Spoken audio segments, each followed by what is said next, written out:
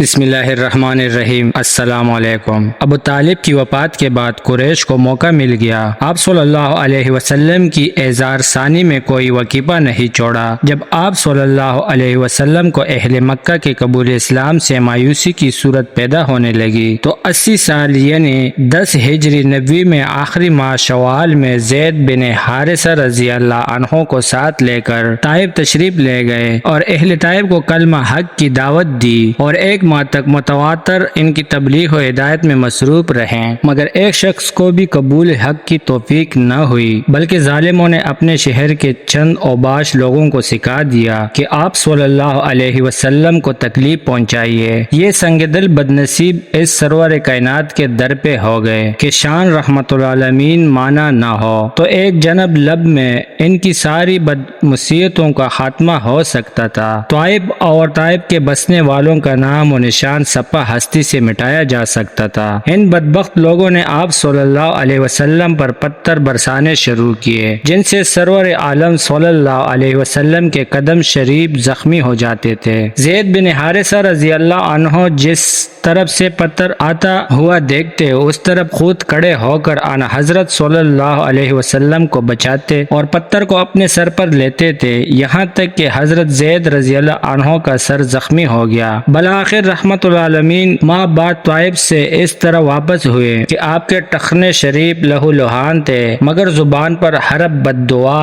اس وقت بھی نہ آتا تھا۔ نبوت کا 5واں سال اسلام کی تاریخ میں ایک ممتاز حیثیت رکھتا تھا، جس میں فخر انبیاء صلی اللہ علیہ وسلم کو ایک اعزازی جلوس کے ساتھ نوازا گیا، جو انبیاء علیہ السلام کی جماعت میں سے بھی صرف ان حضرت صلی اللہ علیہ وسلم کی امتیازی خصوصیت ہے، جس کا مختصر واقعہ یہ ہے کہ ایک رات آپ صلی اللہ علیہ وسلم خاتم کعبہ، اس میں اختلاف ہے کہ یہ آسمانی سیر بھی براق پر ہوئی یا کسی سیڑھی وغیرہ پر۔ حافظ نجم الدین عیتی نے قصہ المعراج میں اس پر مفصل بحث کی ہے۔ میں لیٹے ہوئے تھا کہ جبرائیل اور میکائیل علیہ السلام آئے اور کہا کہ ہمارے ساتھ چلیے۔ آپ صلی اللہ علیہ وسلم کو براق پر سوار کیا گیا، جس کی تیز رفتاری کا یہ حال تھا کہ جس جگہ اس کی نظر پڑتی وہی قدم پڑتا۔ اس سرعت رفتار کے ساتھ اول آپ صلی اللہ علیہ وسلم کو ملک شام میں مسجد اقصی تک لے گئے۔ یہاں پر اللہ تعالیٰ نے تمام انبیاء سابقین کو حضرت صلی اللہ علیہ وسلم کے اکرام کے لیے جمع فرمایا تھا۔ جبرائیل علیہ السلام نے یہاں پہنچ کر اذان دی، انبیاء کی صفیں تیار ہو کر کھڑی ہوئی، لیکن سب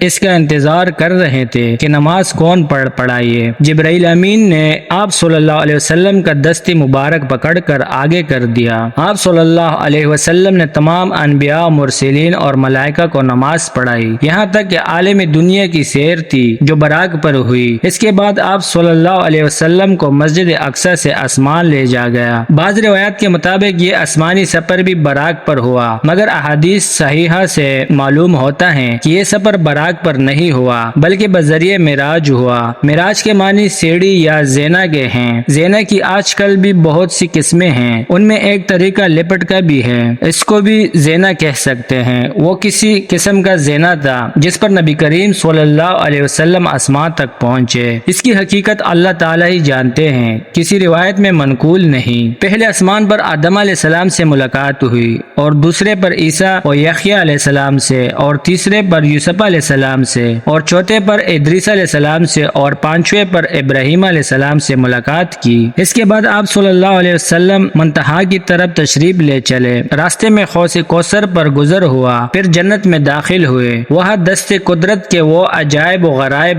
دیکھنے کو جو نہ کسی آنکھ نے آج تک دیکھی اور نہ کسی کان نے سنے اور نہ کسی انسان کے وہم و گمان کی وہاں تک رسائی ہوئی۔ پھر دوزخ آپ صلی اللہ علیہ وسلم کے سامنے پیش کی گئی، جو ہر قسم کے عذاب اور سخت شدید آگ سے بری ہوئی تھی، جس کے سامنے لوہے اور پتھر جیسی سخت چیزوں کی کوئی حقیقت نہیں۔ اس میں آپ صلی اللہ علیہ وسلم نے ایک جماعت کو دیکھا کہ مردار جانور کھا رہے ہیں۔ دریافت فرمایا کہ یہ کون ہیں؟ جبرائیل علیہ السلام نے عرض کیا، یہ وہ ہے جو لوگوں کے گوشت کھاتے تھے، یعنی ان کی غیبت کرتے تھے۔ دوزخ کا دروازہ بند کر دیا گیا۔ پھر ان حضرت صلی اللہ علیہ وسلم آگے بڑھے پڑے اور جبرائیل امین وہی ٹھہر گئے، کیونکہ ان کو اس درجے سے آگے بڑھنے کا حکم نہیں تھا، اور اس وقت آپ صلی اللہ علیہ وسلم کو خداوند کی زیارت ہوئی۔ صحیح یہ ہے کہ زیارت فقط قلب سے نہیں بلکہ آنکھوں سے ہوئی۔ حضرت عبداللہ بن عباس رضی اللہ عنہ اور تمام محققین صحابہ اور ائمہ کی یہی تحقیق ہے اور حضرت صلی اللہ علیہ وسلم سجدے میں گر پڑے اور خداوند عالم سے ہم کلامی کا شرف حاصل ہوا۔ اسی وقت نماز فرض کی گئی۔ اس کے بعد ان حضرت صلی اللہ علیہ وسلم واپس ہوئے، وہاں سے براق پر سوار ہو کر مکہ معظمہ کی طرف تشریف لے چلے۔ راستے میں مختلف مقامات پر قریش کے 3 تجارتی قافلوں پر گزرے، جن میں سے بعض کو آپ صلی اللہ علیہ وسلم نے سلام کیا اور انہوں نے آپ کی آواز پہنچانی اور مکہ واپس ہونے کے بعد اس کی شہادت دی۔ صبح سے پہلے ہی یہ سفر مبارک تمام ہو گیا۔ جزاک اللہ۔